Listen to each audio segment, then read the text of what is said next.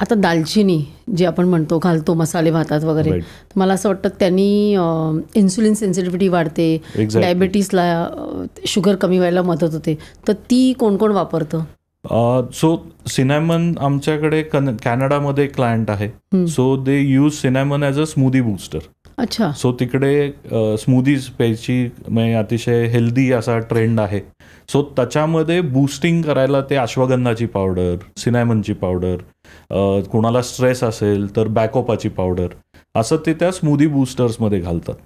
So त्यातनं तुम्हाला त्याचा ॲक्टिव्ह डोस पण मिळतो, plus you get the medicinal benefit out of it.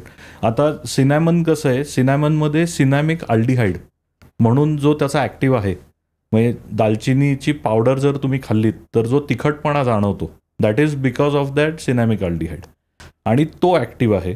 तर तो तुमच्या जिभेवरती जेव्हा तुम्ही टाकता तेव्हा it activates the same receptors that activate की तुम्ही साखर खाल्ल्यावर जे होतं ते, आणि so the body start secreting insulin to digest that sugar, आणि त्याच्यामुळे साखर पोटात न जाता तुम्हाला जे ॲक्टिव्हिटी मिळते that is how it modulates your insulin sensitivity. मग किती खायची रोज? हळद तुम्ही 50 मिलीग्रॅम 100 मिलीग्रॅम एक्स्ट्रॅक्ट, जर तुम्ही दालचिनी जी आहे ती 50 मिलीग्रॅम 100 मिलीग्रॅम ॲक्टिव्ह जर एक्स्ट्रॅक्ट असेल तर, जर रॉ मटेरियल असेल तर एक 2 ते 3 ग्रॅम तुम्हाला दालचिनी दिवसाला खाल्ली पाहिजे. पण त्याचाही प्रॉब्लेम तोच आहे की 2-3 ग्रॅम तुम्ही दालचिनीमध्ये सिनॅमन चॅलेंज एक आला होता, चमचा लोक सिनॅमन खात होते आणि they were choking on it, which became a health हॅझर्ड.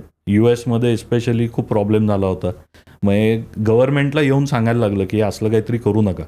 So using extract is always easier. आणि मग आता एक किस्सा तुम्हाला सांगतो. माझ्या बायको ती आयुर्वेदिक डॉक्टर आहे, doctor Aarti. She is also the face of निसर्ग हर्ब्स. तर तिची छोटी OPD पण आहे, आणि एक इसम तिच्याकडे आले होते अतिशय घामाघूम, आणि तिचं जस्ट OPD आहे. सो तिथं मेडिकल सेटअप असा फार नाही आहे. ती लोकांना तपासते आणि शी प्रिस्क्राईब्स मेडिसिन्स. तर तिला असं वाटलं की त्यांना हार्ट अटॅक येतोय, आणि ही वॉज एक्स्ट्रीमली हायपोग्लायसेमिक. आमच्या एक्स्ट्रॅक्टची एक चिमूट तिने त्यांच्या जिभेवरती टाकली, आणि within 4 minutes he was ready to go. स्वतः स्कूटीवर आले होते, तसेच स्कूटी चालवत जाऊन हॉस्पिटलला ॲडमिट झाले. So this is the power of Ayurveda Wien use properly.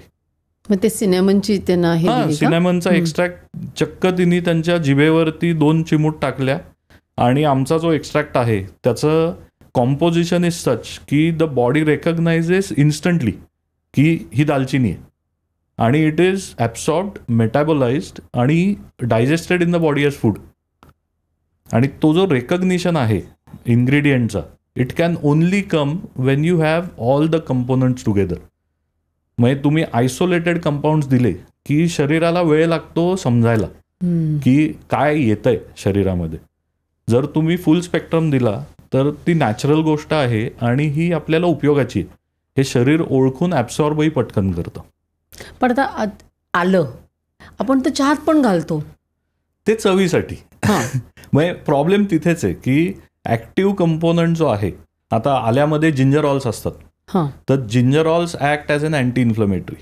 त्याची जी ॲक्टिव्हिटी आहे सूज कमी करण्याची किंवा पेन रिलिव्हिंगची, it is as good as any allopathic molecule. पण ते त्या लिमिटमध्ये घेतलं गेलं पाहिजे. मग आता तुम्ही खूपदा एखादा मसाज ऑइल लावता, त्याला जी जळजळ होते तर ती जळजळ इधर रेड चिलीमधनं असते किंवा आल्यामधनं असते.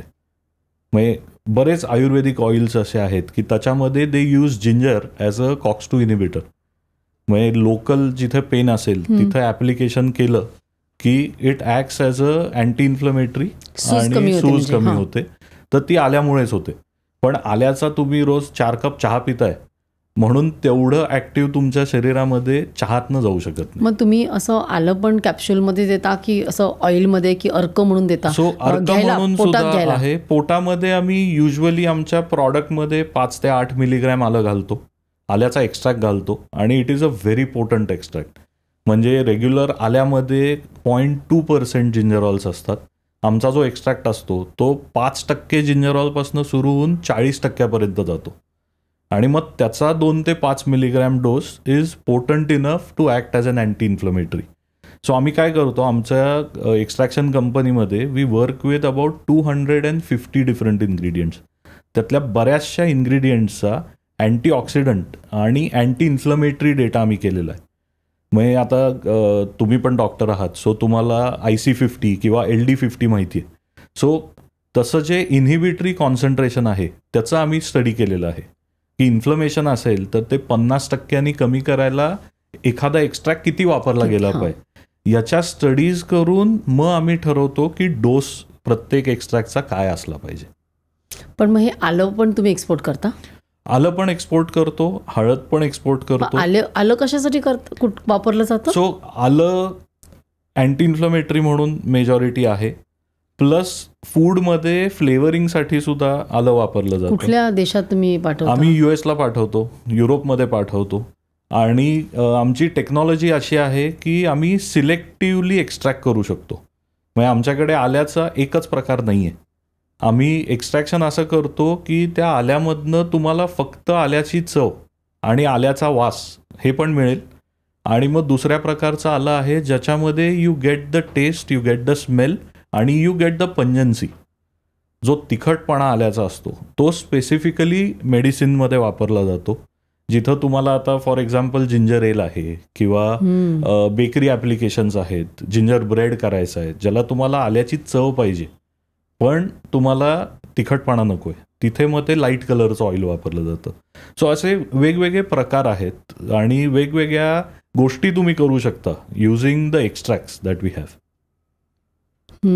पण मग हे आलं एवढं प्रोक्युअर कुठून करता तुम्ही? सो आता मी साताऱ्याचा आहे आणि सातारा, सांगली, वाई हे आलं आणि हळद याचं माहेरघर म्हणलं जातं. कारण मेजॉरिटी आमच्या साताऱ्याच्या आजूबाजूचं क्रॉप जे आहे ते आलं आणि हळद भरपूर आहे. सो हळद म्हणजे ती आंबे हळद नव्हे? नाही, रेग्युलर हळद. सो तुम्ही सांगलीला गेलात तर खूप मोठा बाजार भरतो हळदीचा. सो बरीचशी प्रोक्युअरमेंट आमची लोकली होते. प्लस आमचं स्वतःचं 30 एकराचं ऑर्गॅनिक फार्म आहे.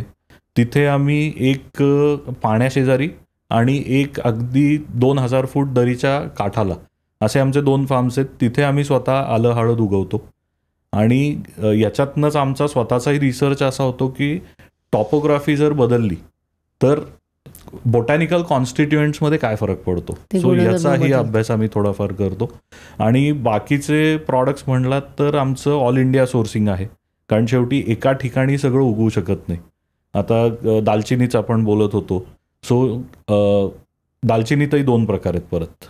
एक कॅसिया म्हणून एक असतो आणि झिलॅनिकम म्हणून एक असतो. तर कॅसिया भारतात उगवते, झिलॅनिकम फक्त श्रीलंकेतच उगवते. सो मग ज्यांना सिलोन सिनॅमन म्हणतात ती पाहिजे असते, मग तेव्हा आम्ही श्रीलंकेतनं इम्पोर्ट सुद्धा करतो. ही क्लिप शेवटपर्यंत बघितल्याबद्दल खूप खूप धन्यवाद. संपूर्ण एपिसोड बघण्यासाठी खाली दिलेल्या लिंकवर क्लिक करा आणि सर्व काही चॅनलला सबस्क्राईब करायला विसरू नका.